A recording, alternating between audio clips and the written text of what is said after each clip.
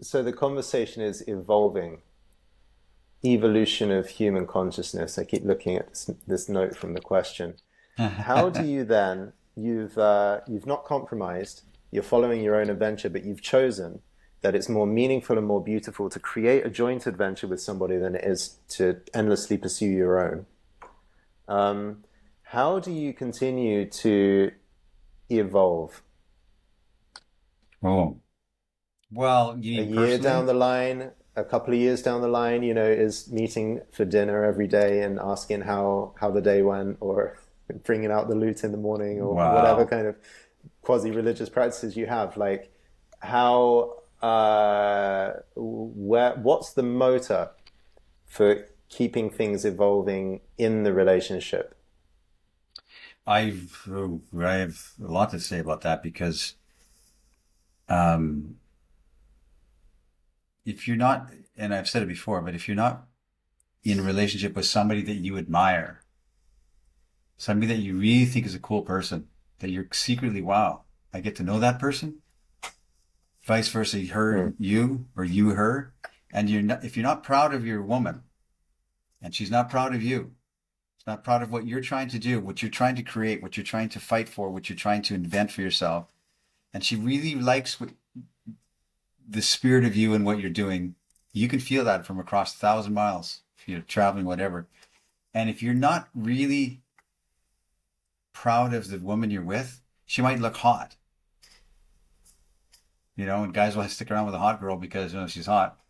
But if they're not proud of who she is, as a person, what she's trying to find for herself, the art she's trying to create, internally for herself, and the learning she's excited about. And if you're not curious about that in her and proud of her, she can feel it, and vice versa. So um, to be unequally yoked is the way as the Bible says it, and it's one side or it's offside. So I think it's an artful, conscious practice of daily. You said it, daily visiting with your girl. So you have to visit her. Hey, Yeah. and the children. Tell me, children, what are you excited about today? What happened at school today?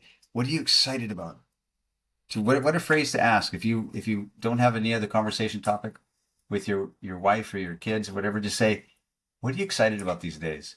What are you excited about? What do you look forward to in the future? Right? So it's visiting and checking in and getting to know that person again on that existential spiritual level of who they are, as opposed to just how was your day at work? Oh yeah, so you got another project? It's yeah, it's true that if I am moving as fast as I can towards what is my real bliss and what I really am here to create, and my partner is as well, we always have a lot to speak to each other about. So the conversation is always evolving. So if we meet, let's say once a night for a once a week for a real conversation, or a couple of times a week, we go and get dinner together. It's like, okay, what's up? And every 3 days, every 7 days, they've moved forward quite substantially in their thinking. So someone said it last year in one of our conferences. I used to think that I didn't want to be intimate with someone because if I found out all the details, I would have found out everything about Yeah, who they are, and then I would be done. Like intimacy would be a finite yeah, resource. But if the person is transforming enough because of their own quest, then there's always more to find out. But if a person is so stuck in the same thought cycles every week and they have no interest in such a growth for themselves, there's nothing new to find out. You yeah, are actually banging yourself against a brick wall, and the brick wall is your partner who doesn't seem to have any individual evolution. yeah. You So wouldn't be with that person if you're a seeker. You wouldn't be drawn to that.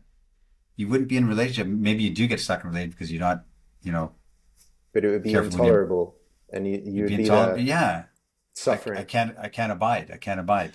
What? And we get into these relationships because we're not contemplating our own lives.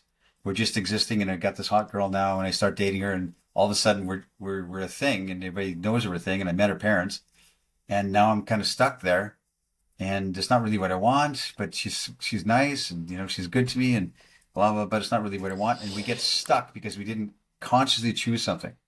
How long should a man tolerate that scenario for? before he cuts and runs. And no, I want to ask also, on top of that, um, is there any kind of protocol of checking or good, yeah, is there a certain protocol a man should follow before he ejects from a relationship that he feels is stagnating? Because he might be unaware or he might not have Right. done some things which are crucial for giving it his best chance. So I think a lot of men stay Yeah. too long in a relationship because they're like, well, I could leave now and that would feel right. But at the same time, have I really given it my best? I tend to suspect that I haven't. There are layers of courage Yeah, and for love that sure. I haven't expressed. So, big question. Ambivalent relationship protocol. Like, what do you need to check out with your woman before you realize actually this is a relationship that doesn't have thrust and I'm not proud of her to the extent that I need from a Yeah. partner to feel excited? Well, that's a good question. I think, like, let's imagine a scenario because it could be that you just backed into a relationship and you got stuck and you weren't conscious and she wasn't conscious and now you're realizing it and you want to become conscious and now I got to deal with it. But let's throw that aside and let's say that you were both consciously creating a relationship. You're both in love. You're both excited together. And let's say the scenario that something happens or something happens in her spirit and she loses her spirit and she just gives up and starts eating. You know what I mean, right? And just doesn't have any life force anymore, and you still do what you should never do. And guys want to do this all the time because they've taken life coaching themselves, they've taken therapy, they've done weekend intensive, they've done all this kind of stuff, and they have some knowledge. They try to coach their woman. They try to say, I have something that can coach her. I'll coach her. And that's not invited. That's not welcome. That's not a good thing at all. You should never, Mm. ever, without invitation, coach your woman because you learned a few things at the last silent retreat you went to. You know, you can't do that. Can't coach her to.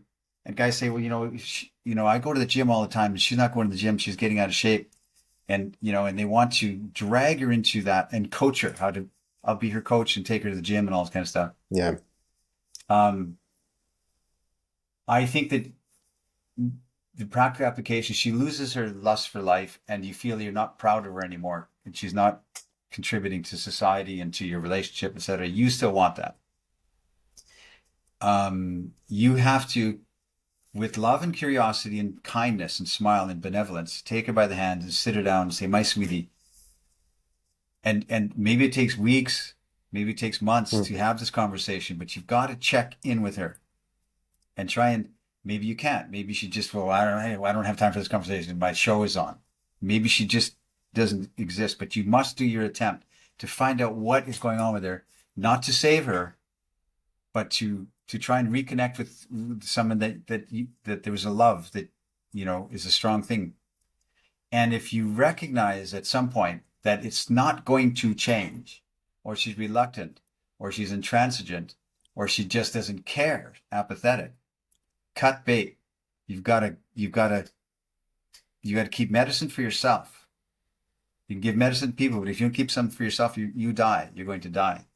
So cut bait. You've got to leave. You got to break it up. Say, you know what?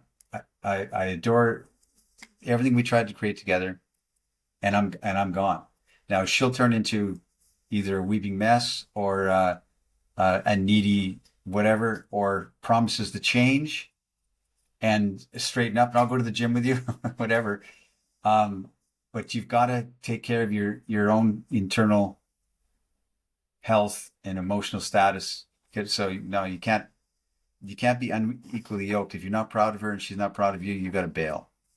So if she promises to change or join you in the gym, are you saying give her that chance, or are you saying actually Well, no, that's reactive and no, no, I don't know. Because she could be real. Maybe it's a wake up call to her. You got to have grace. You have to have grace in your heart, but don't linger and put up with bullshit. That she promises to change and she doesn't. So, and then 6 months later she promises again, "I'm sorry, just been going through a lot and hmm, I'll change." Don't put up with it.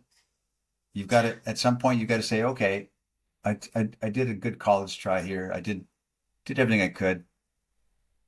It's time. And take the lumps, man. Take the pain and recognize. Do you believe that two partners in a relationship have to be equal in terms of the speed and the commitment to their own evolution? There never will be, but because there could be moments when, so let me be clear. If there's a, if there's, if your wife, for instance, or your girlfriend goes through a period of doldrums, which happens, right? Like emotional things happen, something sad happens in her family, and she's in down in energetically, or moody. Doesn't you don't throw it out because, hey, I listened to Zan, he said if it's not nurturing me anymore, I toss it out. You got to have grace, and you've got to have in you got to investigate and try and coax and try and have empathy and try and hold hands and put your arms around her and say, I don't know how to solve your problem, but I feel for you and I'm holding you. That's all I know. You got to. This is someone you love. You've got to have that grace. So, and it could be a change of heart she's seeking, and you, not as a coach. Well, I learned these 3 habits, and if she does these 3 habits, and here's some affirmations that I use for myself that I could give to you. That's unwelcome. She's not. She's going to resent it. I I think it's probably worth sharing a few words for because in my experience, women are more liable to coach their boyfriends than boyfriends coach their women. I mean, maybe you've seen it from a different way, but I know a lot of women who have tried to coach their men out of a state of apathy or giving up or a Yeah. comfort zone. What? Who are we sending a message to here? What do you say to the men who are being coached by their women, which is another way of saying they're being nagged, actually? Yeah, nagging is the worst. And so a man's being nagged. Man, um, Feel fear, but yeah. I, I, I couldn't. You can't live in the presence of it. You can't exist in the presence of it. It kills your spirit. It kills. So, and it isn't like so. And some psychologists will say, well, there's a reason.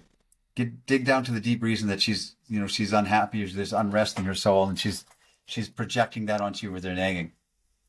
Um, like you're a Slav, for instance, and she won't ever let it go. I don't know the answers to these technicalities in relationships. Um, I couldn't abide it. I can't live in the energy of that because I am a way I am, and I want to exist, and I want to go forward with delight. You know. So, yeah, I'm not sure.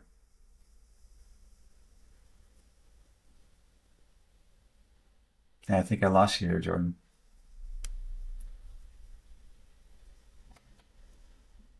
Hey, we had a little bit of a glitch, but we're. Yeah, cut out for a minute. The last thing I heard you say was, "I don't know about these technicalities in But it's relationships." recorded on my side, so it'll be fine. Okay, Yeah, yeah, it doesn't matter. If we glitch on the internet with this podcast software, it doesn't matter. okay. Well, that's kind of funny So because actually asking you about nagging, I think that was the question that most had you in the I don't quite know what to say zone. We would talk about I the don't know what to evolution of say. human relationships, but nagging, I think I got you But slightly men with that. nag too. Men nag women too. Like there's nothing worse. That's disrespect. That's it's not anger. It's pissiness, and it just there's no love. There's no respect in that, or loving kindness, or there's no even anger is a good thing because you're trying Yeah, to reach out to a passion. Nagging is no passion. It's rolling your eyes. I remember a woman told me years and years ago. This old woman, she said, in a relationship, but she was talking about women. She said, if the woman is rolling her eyes, she talks about a man, she rolls her eyes, it's over. There's no saving that relationship. That's what this old lady told me. If a woman is rolling her eyes while you're like, okay, yeah, whatever, like that, it's over. That's a lack of respect and lack of desire to help to nurture and inspire you. There's a lack of inspiration for you. Mm. I also think nagging is equates with a loss of trust, that she will start nagging you if she stopped trusting you. And there's nothing more unattractive for a man to feel his woman has lost a fundamental sense of trust.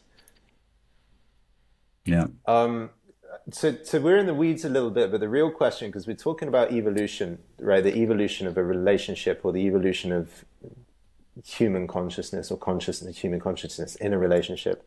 Um, One of the words that I use a lot with clients, and Emirati members talk about quite a bit, which I haven't heard you use much, is the notion of blind spots. Okay. So the whole thing of blind spots, which is, you can see things that I can't see, and I'm Yeah. doing things which are unconscious to me, but they are harming me. They're harming me in my attempts to be close to Personally. you, or to, Oh, I see. yeah, like they're harming. I'm doing some things that get in my own way, but I'm Yeah. also doing things that kind of get in my partner's way. And she would like me to kind of stop doing that because I have my blind spot. I'm My also blind getting spot. in the way. I'm also getting in the way of my own career or of my own friends, but I don't quite see why. So a lot of our members are very hungry for growth, and they realize, God, the reason I'm not happier and further ahead or more skillful in my relationships is because I lack self-knowledge. There's areas of myself that I don't know Yeah. yet. And no one ever gave me the feedback either. No one ever gave me the loving feedback of the awkward thing I do that kind of pushes other people away. So one of the great things that a lot of men want to know is, what is my blind spot? How do Hmm. I see the obvious that I'm missing? And can you help me do that? And there's a lot of growth. People sense a lot of Well, growth in here. So I'm curious what your take is on the blind spot, and how couples, your partner knows you better than anyone on earth, and you know your partner better than anyone on earth. yeah. So you could share each other's blind spots a lot, and you could grow a lot through sharing these things, but you could probably destroy each other also by pointing each other's blind spots in their shadow every day, right? So I'm just curious how you conceive of the Yeah. notion of the blind spot and how you work with this, because I think in a relationship that's relatively dead, becoming mediocre, not one that's fallen into contempt, because if there's absolute loss of trust and respect in a relationship, when we go into the blind spot conversation, it's going to turn into mutual insults, right? But there's a Yes. way that when we stop growing, when we get a little bit kind of lazy, a good lightning bolt of truth of, here's how you're getting comfortable and complacent and not seeing me, that can really be a spark of enlivenment, I believe. We all have blind spots and we're all growing. We're all, learning from cradle to grave. I've got my blind spots too, for certain. And I think if you expose a blind spot, like Jordan, you know what you always do is this. Um, It'll be received by Jordan as a personal attack that's unfair. So if it's not laden with curiosity, curiosity is the watchword I always use, right? If it's not an invitation, if you love your relationship with your beautiful woman and vice versa, and you love her as a person, you like who she is as a person, you want to know all about her, but you also want to know about how you relate to her. So you there you would have a natural way of asking for, what are my blind spots, my dear? Then it's an invitational curiosity thing. So you say, you're going through this trouble, my sweetie, right now. How can I be of service? How can I help? I have a blind spot. I don't know how I can help you. And she might say, well, it would be helpful if you did the dishes more and helped clean up the house, which where a nagging wife would say, what's the matter with you? Get off the couch and go, take the garbage out and stuff like that. Nag, nag, nag, nag, as opposed to, how can I be of service to you in our relationship? You're going through a hard time right now. I'm inviting you to, how can I help? Which is asking, what is my blind spot right now and what can I do differently? Then it's consciously created thing again and chosen thing. And you're asking, or along the lines of, how, is there anything that that you would like for me to understand about myself that I don't quite see? Ask about the blind spot. That's an invitation. And then it's given with, it's asked for with love and respect, and it's given with love and respect. Well, my dear, you know what we've been together 8 years, and the thing that has been bothering me, I didn't really articulate it, but I'm starting to think of it now, is this and this and this and this, and then it's co-created, and it's nurturing that relationship. You're feeding and watering the relationship. It's your pet, you know. You try and take care of it. And sometimes the pet's got to take a dump, you know, it's got to be, but it's natural. So nagging is the antithesis of generosity of spirit and kindness in relationship. It's wrong. It's not good, and you should cast it aside. You should go away from it. But we all have blind spots, and to invite that in, I'm sitting here in loving connection with you because I like you. Because I like you and I like our relationship. I want to make it better. I want to have more, I want to foster the concept of devotion between you and me.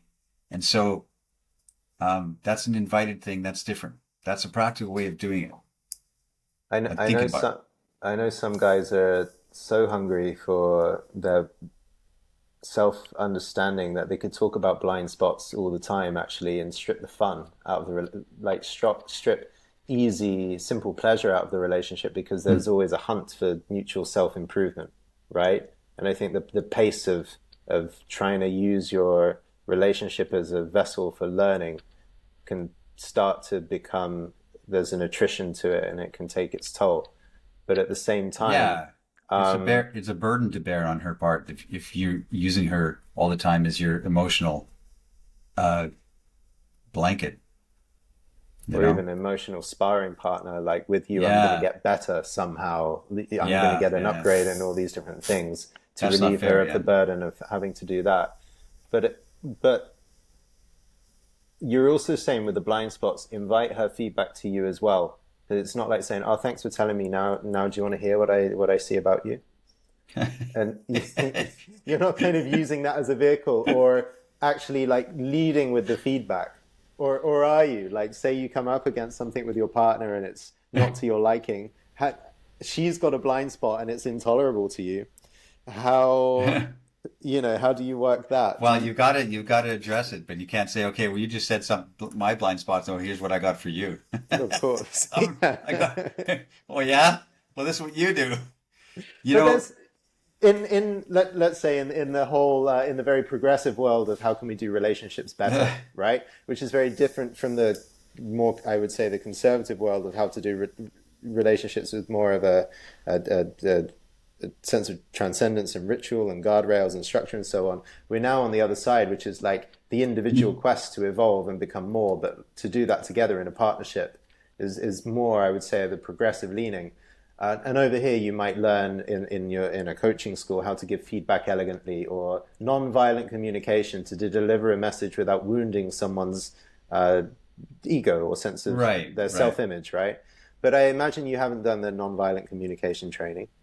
But at the same time, you might come into, but you might come into moments in your relationship where it's like, damn, I got to give my partner a bit of feedback or set a boundary or, something here. She's absolutely to my liking, but this one thing she does is driving me crazy. I need to address that. So how do you get your point across that helps evolve the relationship without it being nagging, without it being some kind of underhanded feedback session? Well, the best advice I ever heard about that is not mine, but I don't know who came up with this, but the best advice is, instead of saying, Jordan, you're always cutting me off when we talk, or Jordan, you don't pay attention, you're always on your phone. Now it becomes this accusative type of energy. Yeah. Instead, you just talk about what you know to be true. You don't know what Jordan is always doing, but I do know what I'm feeling. So the advice is to shift that perspective, shift that conversation to, instead of Jordan, you're always doing this. You never take a the garbage and wash the dishes. And Jordan, you're watching TV all the time. It's pissing me off. Um, you talk about how you feel. Jordan, I feel that I don't know how to do this properly, but it's the idea is that I feel neglected or I feel small when, you're always on your phone. I feel like I'm not important. You just express to Jordan or your wife or whoever, right? That this is how I feel in these moments. That's all I know. And they can't say that's not true. If I say, Jordan, you're always on your phone, that's not true. I listen to you all the time. Then it becomes this antagonistic battle. So this advice I heard a long time ago, but I think it's profound, is like, just talk about what you know to be true about you. I feel like you're not listening to me. And I feel how it makes you feel internally, emotionally, which is I feel small and unheard and unimportant when, and I just want you to know that, Jordan. That's it. Do you say that?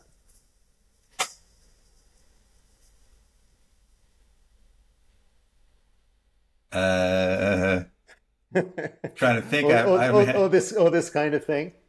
I have, well, no, because I haven't run into any, I haven't had anything to say like that. Because I've been, because you said it with a really straight face, almost like you actually are communicating with the non-violent communication and owning your vulnerability. I feel really small but I don't imagine you saying that in your household. That's kind of why I'm well, and I challenging don't, you. like Dan and I have been together a long time, but I don't ever have a moment where I have to say, you know what, something's been bothering me. Strange, because nothing bothers me. And we have our fights, and we have our days, and we get angry and like pissed off at each other and call each other names, but we never hurtful. We never hurt each other's heart. We never touch it, say something that's really hurtful. We just have a blow up, and then we laugh about it.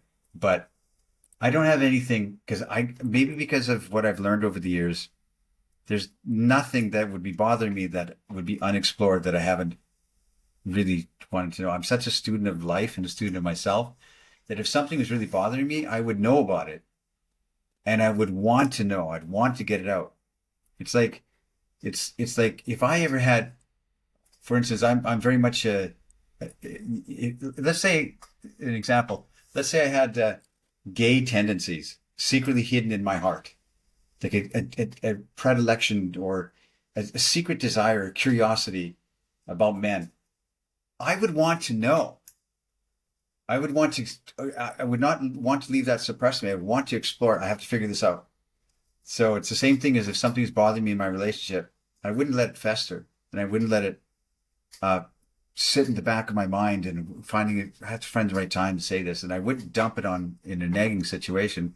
But I would want to know this about myself is my own personal growth, and so there's nothing with Deanna and I that is bothering me that I would have to have that conversation that says, you know what, when you do this, no, not when you do this. In moments like this, I feel small or I feel insignificant or unnoticed by you. So you bring, first of all, you're quick and you don't let things fester. But the second thing is that you bring curiosity to the whatever Yeah, ails you in the relationship. You bring 100%. curiosity to that rather than a sense of judgment that this is wrong. I think this is where both men and women are prone to nagging or complaining, which is, you know what? I don't feel seen by you and I feel ignored, and you're on your cell phone. And this dynamic I judge as wrong. And then when I bring that to you, it's going to be full of accusation and that heaviness and Yeah. that sense of yeah, so this creates the rupture or the unpleasantness of the conversation we have to process. But I could imagine you saying, "Wow, you know what? I'm curious. I feel small and kind of I'll tell you needy how or you do it. something like that." Yeah, I'll tell you do it practically. All the great leaders of the world, all the great men of the world, we're talking about men here, ask for help. And we think that we have to be always in control of a relationship. But if you have a situation with your woman, ask for help. And you by that I mean you instead of saying, like I'm feeling insignificant right now because you're always on your phone. You say, my sweetie, I need you. This is curiosity again. Like a yeah. lot of guys I coach are in a relationship for 5 years with a great woman who loves them, and she's really good person, and they love her, but their feeling is, do I really want to? have children and go commit down this path. Some days I do, and she's Mm. wonderful. And some days I'm thinking maybe I haven't explored my wild oats completely yet. There's some Yeah. wild existential that's common. Every guy you talk to, a lot of guys you talk to have that, and women too. Yeah. Instead of that had being this something that's nagging on you and gnawing at your psyche, you ask for help.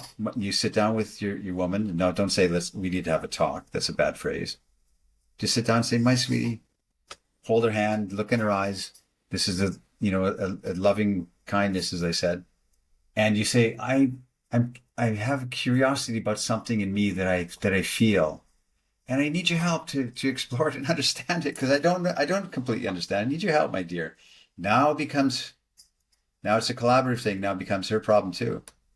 I need your help because I adore you and I love a relationship with you, and every minute of you, but there's some part of me that still feels wild and untamed and not ready for complete domestic bliss. And I need your help to understand it, my sweetie, because I love what we have. That's different. And that's the same thing as, like, she's not energetically being spiritual anymore like she used to be in the relationship, and she's just watching TV all day. My sweetie, I need your help to understand because I'm feeling an unrest. I'm feeling small or insignificant, like we said, or unnoticed by you. And I need your help to understand what, how, now it becomes a problem that's thrown into the air that you look at with curiosity. You're being curious about it.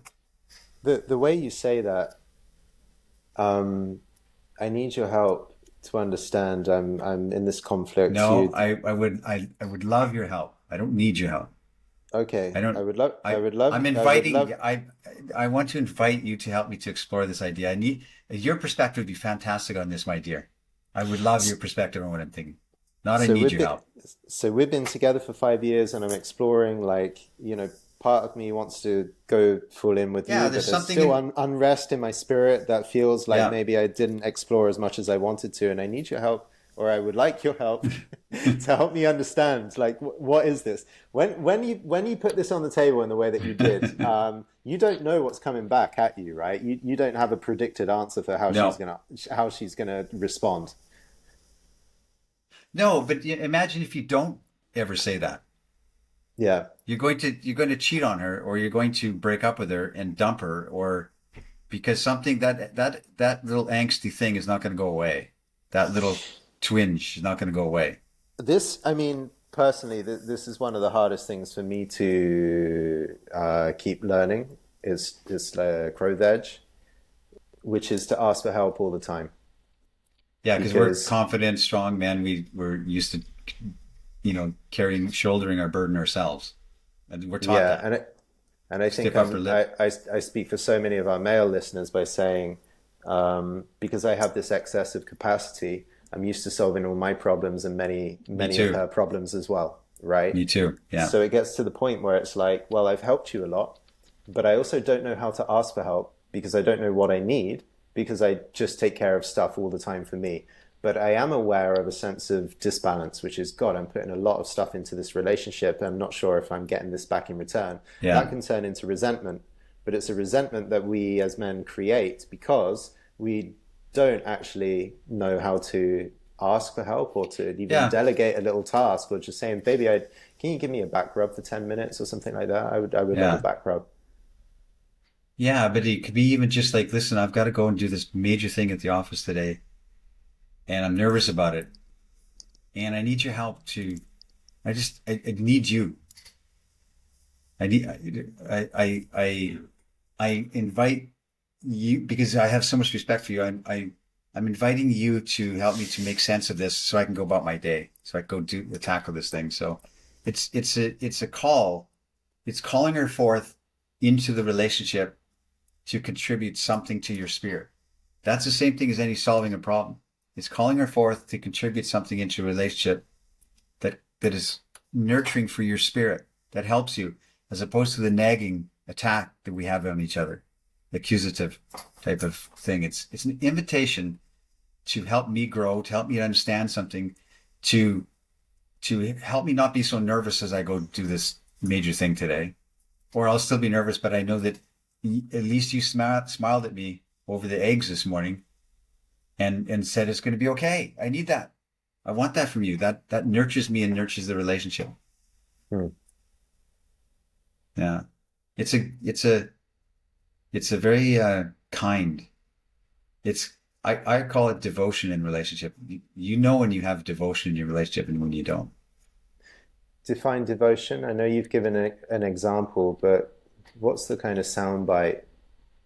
What Well, is I go back to the, Song of Solomon and this kind of stuff where it's the concept that we have these terms nowadays. This is my partner, my significant other. Um, it sounds transactional.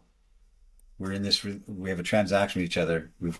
She gives me this and I give her that, which is a lot of it, a lot of relationships. But the Song of Solomon mode, which is the concept of my beloved, a word we don't use anymore, but a word we need to reclaim in this worship of beauty that we're talking about. The concept that you view your wife as your beloved. What a thought. Because she can feel that expression of difference of terminology, because it has a different weight, it has a reverence, it has a holiness to it. My beloved.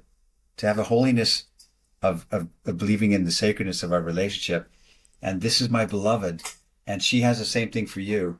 So I use the term, to me, that's devotion. To be devoted to each other's journey. Like, I know Deanna is completely like, I teach men about women. I talk to women all the time. I get women on Instagram all the time.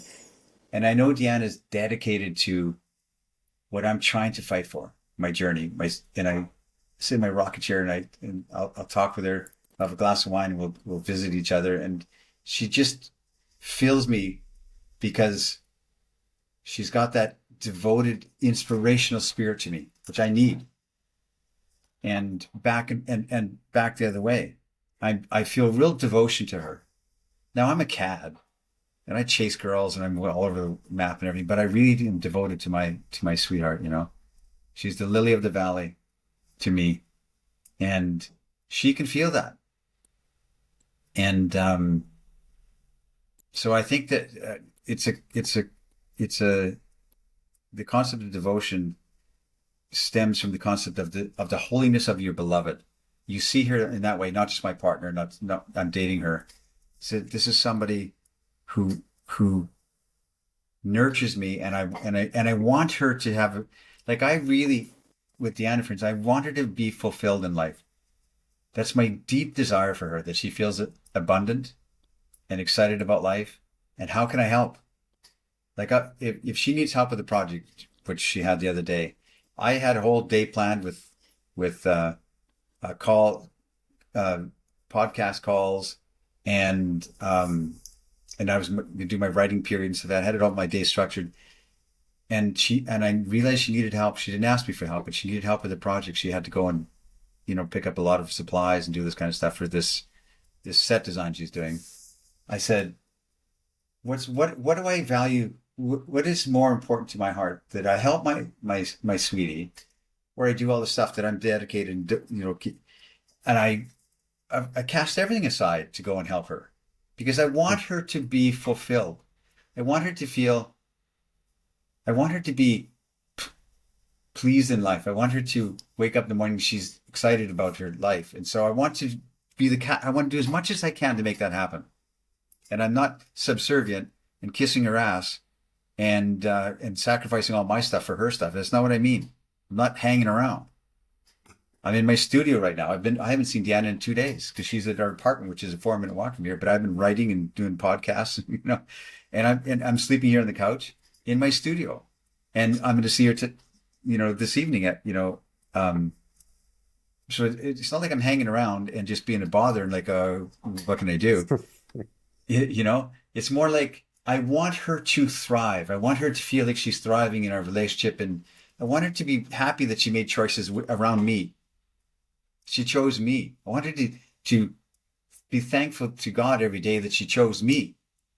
And so it's a real benevolent feeling of wanting to give to her. I really Mm, have that strongly. I really have a real benevolence for her, real soft spot for her, I guess you could say. A real mm, soft spot for her. And I wanted to feel happy and excited. She went to a birthday party on Saturday night, a social energy of actors and stuff that I don't know. I don't crash her social energy. She went to this birthday party Saturday night, and I want her to dress up pretty in young short skirt and feel desired by men. I want her to feel that she's still got that expression of, being desired sort of thing, right? I want her to feel young and pretty and this kind of stuff. And because of it, she's completely devoted to me because I give her that grace. I say, go be, live life. And I'm not going to, tap my watch. Where the hell are you? And how long did you stay out last night? I don't do that at all. I don't ask a single question because I want to be benevolent to her and her life. And I want her to feel like she's fulfilled, learning, spiritual growth, excited about life. And so I don't know if I'm saying it right, but I really have a lot of care for her. I really care about her experience in life because she's a good person. She's a good person. She deserves that. If I'm having a good experience in life, she deserves it too. So that's how I kind of think things through. I think we can do another episode on how to build that kind of benevolence if you don't have it already. A lot of men are asking that. How can I expand my gratitude? I feel some gratitude sometimes for women, but it's not a lot, and it's not all the time that I want it. How can I have more? I mean, let's leave that for another episode. I want Hmm. to take us back to the beginning of this and the broad terrain that we covered. So at the beginning, we talked about restoring beauty. I mean, the question Hmm. is human consciousness, evolution of human consciousness, the big goal of this. Um, we have an overarching direction, restoring beauty, and we restore beauty through the mechanism of relationship. And we've talked today about Yeah. many of the intricate mechanisms of relationship, from nagging to blind spots to growth to building kind of daily rituals and structures and guardrails within a relationship. I mean, we can make a whole encyclopedia on how to make that mechanism as fruitful and as turned towards grace and beauty as possible. So there's two things I want to loop back to before we close. One of them is Cameron, who asked this question at the beginning, spoke about being periodically alone for a couple of years, another year since my last lover connection. I don't feel I need a woman in my life, but I do desire one.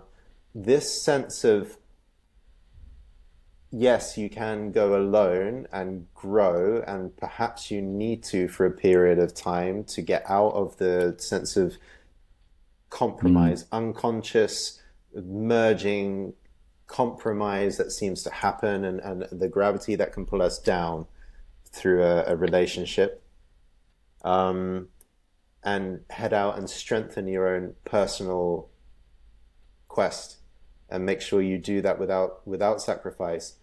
But I'm curious to hear, what of the good life can be achieved alone, and to what extent is a great relationship, to all the people who are alone and choosing to be alone over the long Oh, term. well, I It, don't judge that at all. I mean, like, if it's consciously chosen, like maybe you're this reclusive type of energy where you have a very contemplative life. Um, I'm not saying that everyone needs to have a wife or, you know, do I think we're happier with someone who complements our heart? Yes, I do.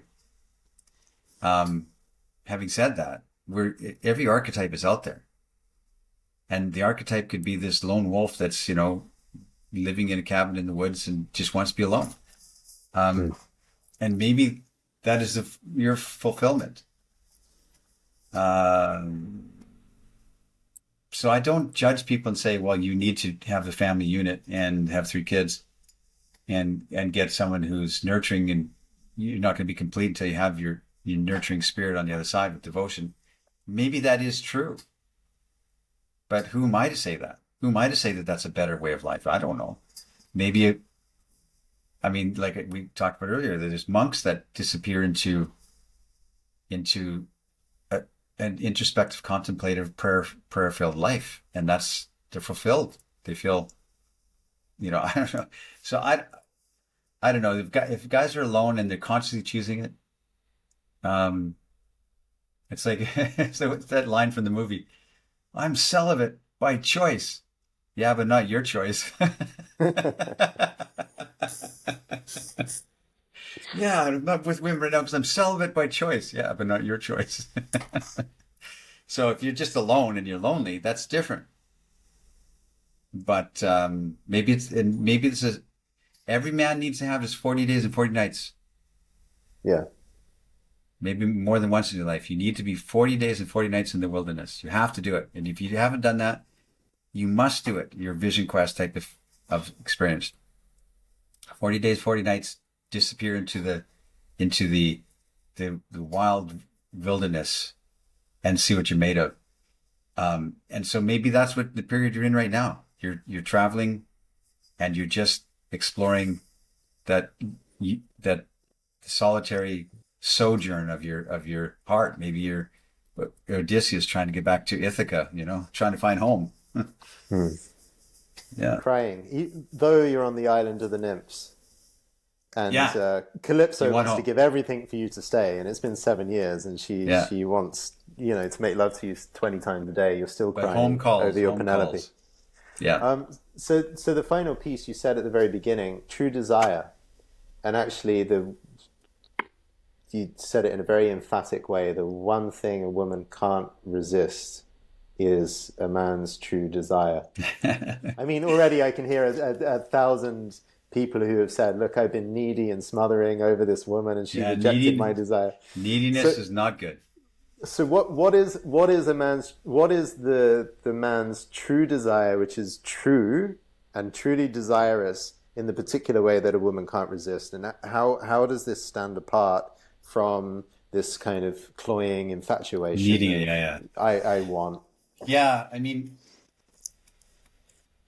I remember hearing a story when I was very young and it impacted me. I remembered it. And I can remember if I read it from Chekhov or Dostoevsky or Boccaccio, I can't remember, but it was the idea that this rich man had a wife that he showered with jewels and everything, mansion, created this entire lifestyle for her, gave everything she needed, nothing. And one day he was looking on a stormy night, he's in his carriage and he sees his wife in a muddy ditch kissing a peasant, kissing a farm laborer.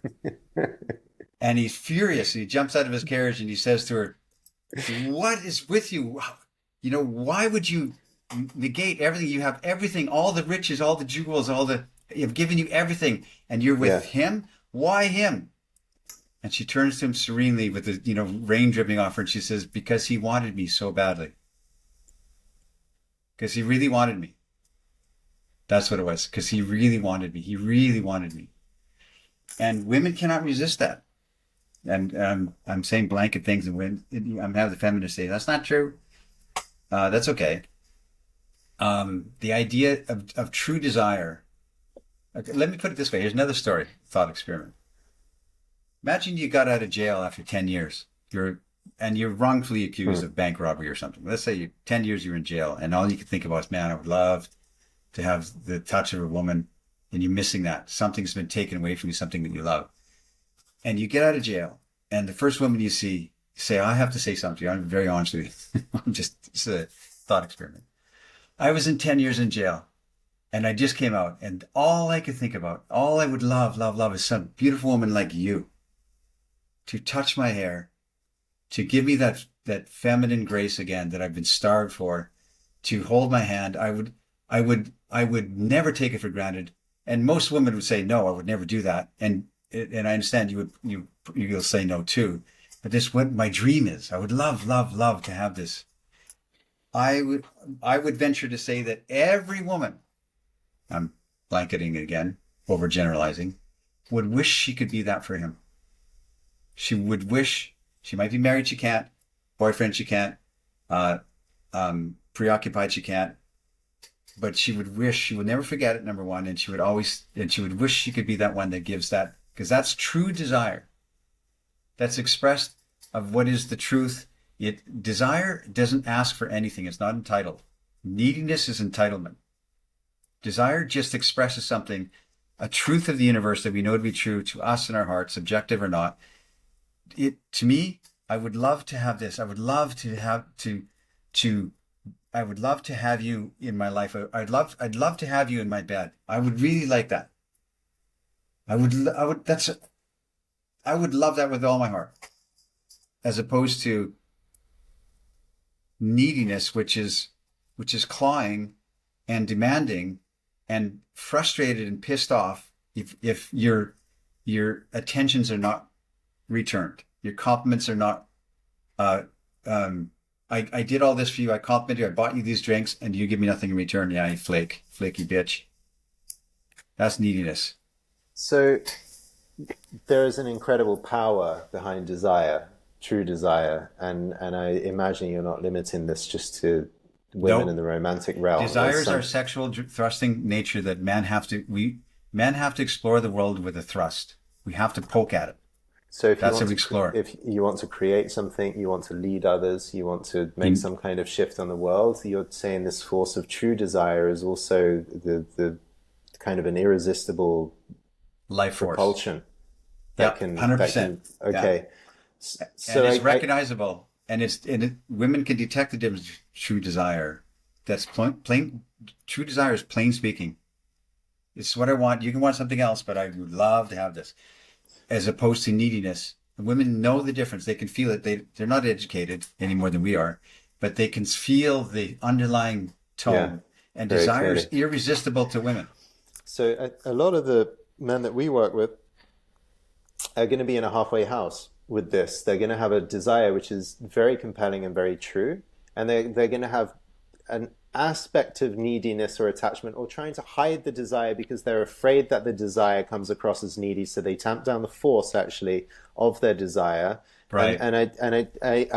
I know, I feel this dimension. The men that we work with, they have a lot of desire. They have some fear around what their desire might entail and whether that's pure. They doubt their desire, or they might have a little bit of attachment or neediness within the desire. So the question is, can I clean up actually the pure life force of my desire from these other things that are maybe dirtying it, so Yeah. that I have a pure projection actually of my vitality and my direction on this earth. I think so. I think because you're right. Because we're afraid to be needy, we tamp down what might be a real strong desire. Yeah, because we can't tell the difference, right? And it's and it's and it's not fair for me to say to men, "Hey, just have desire, not neediness. What's the matter with you?" Because I don't know how. I don't know the difference, Right, right? right, exactly. How do I Especially do after that? all this conditioning that says don't be needy, and also desire is suffering comes from desire. It's Well, one of the Buddhist poisons, I think. desire is not unattached to the outcome. All the greats that loved women and had abundance of women, were surrounded by women. All the guys I've ever known or studied or whatever that had this real sense of women adoring them, men who love women, as I talk about, right? Mm. They also had the idea like, if it didn't work out, they expressed their desire and it didn't work out. They don't blame themselves. They don't say I could have been, more funny, or I should have talked more or talked less, or I should have Yeah, been more tall. They don't blame themselves. They say, "Oh, that didn't work out. Ah, I really liked her." Ah. So and they they don't blame her and either. they don't blame her. No, they just So think the blame is with the gods, or maybe the there blame was is with one. Maybe exactly there's a one bad god amidst the rest of the gods, and it's squarely on him, the foiler of gods that plans. other plans. Yeah. So yeah, so they don't blame themselves, but at the same time, on the practical aspect of this, because we don't know our hearts, we don't know what we truly desire because we don't spend time in examination, and Yes. even if we do spend like a daily pause, like I said, to try and understand what it is you value and what you desire, you still may be confused, and things bombard you, and advertising says you should have this, and there's nobody's arrived. So you're going to have this confusion between desire and neediness. But I think the practical way of stripping away neediness, I wonder if this feels like the only way that I know, is to just go back to what Aristotle called first principles. What do we know to be true in my heart today? And only speak those things you know to be true. So you, the example I use is I walk up to a woman, I say, hello, I was with my friend Jordan over there. I saw you over here. There's something that is in the way you look and in your spirit that draws me. So I wanted to say hello to you, and I would love to see you again. I just said, what, 5 sentences with a period at the end, statements of truth that I know to be true, that no one can reject. She can't reject. She can. That's not true. It's not true that you saw me over here and that you were drawn to me.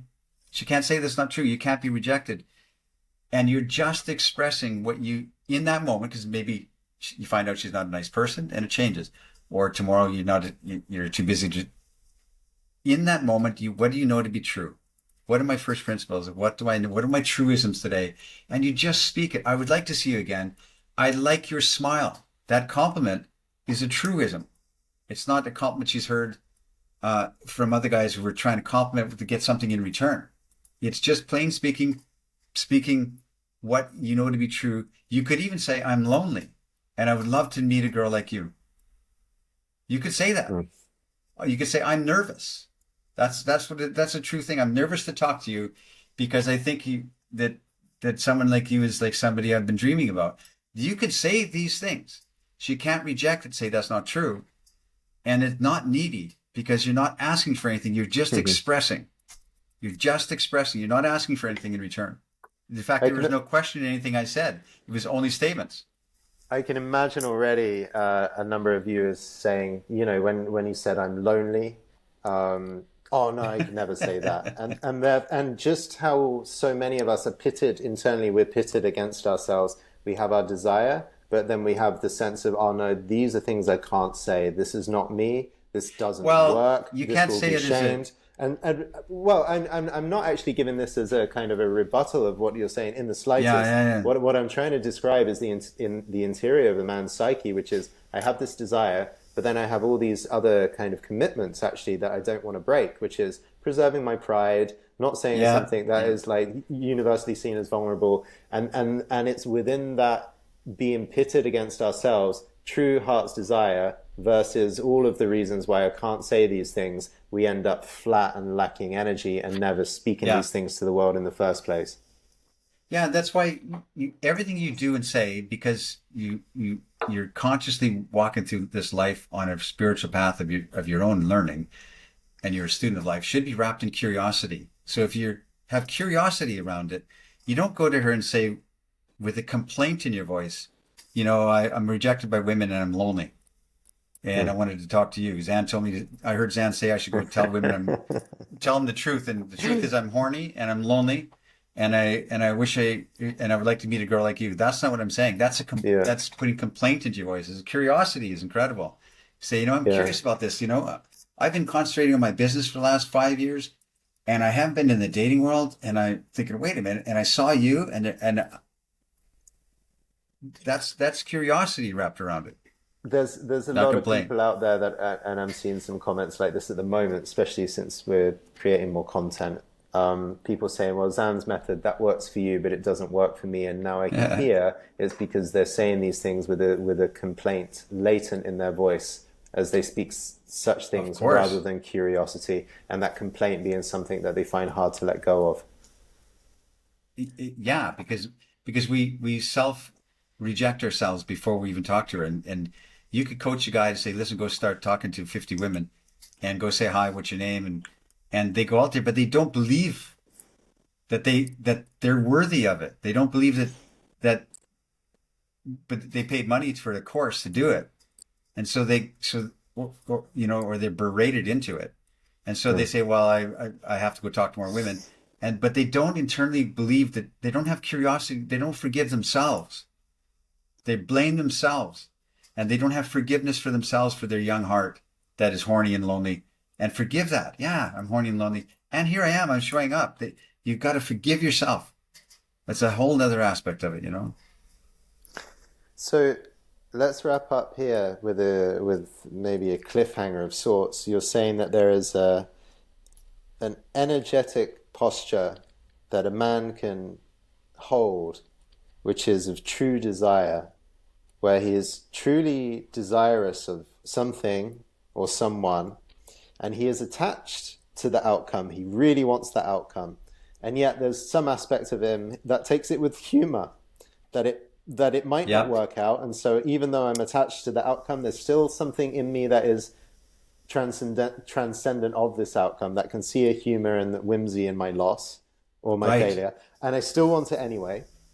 And even though there might be some thoughts or worries about don't want to come across as needy or whatever, it's just like those can fall away. I desire what I desire fully, and that's what I'm going to speak. And within this kind of posture, a man has a tremendous, tremendous power, much more than he knows. That's right. Yeah. Um, I mean, you summed it up nicely. It's like that's strong. That's a very good summation of what we're talking about here. Why I call it a posture is like to sit in that line without trying to hide the It's a consciously fullness of chosen that posture. desire, Yeah. but also without trying to justify the posture or without collapsing into complaint or entitlement around the desire. Like Yes. there are many ways we could actually fall off center and have that desire not quite land or not even quite do our own best heart justice. That's correct. Yeah. So what I'm saying is a lot of people will be like, I love this concept about desire. In the practice, I frequently end up little needy. To be honest, Sam. Well, How we're can all I learning. straighten up and like hit the note, like play the chord of my own desire perfectly, so it has resonance and power. And you never can do it perfect, but if you're sincere, your attempt was really. I was sincerely attempting to move forward with this posture and this new perspective, and it kind of failed, or I didn't do it right, or whatever. You can shake hands with yourself and say, I was sincere. I'm a student of life. I'm learning, trying to figure it out. Don't blame yourself anymore, and don't blame women anymore. It's not their fault. All right. Thanks for the episode. Questions, comments, and your takeaways, your major takeaways. What do you get from this whole meandering conversation? We'd love to read it, and we will look through those and include the best of your questions and themes on future episodes. Yeah, good. Challenging philosophical questions for me and for you. Great. I like it. It's good.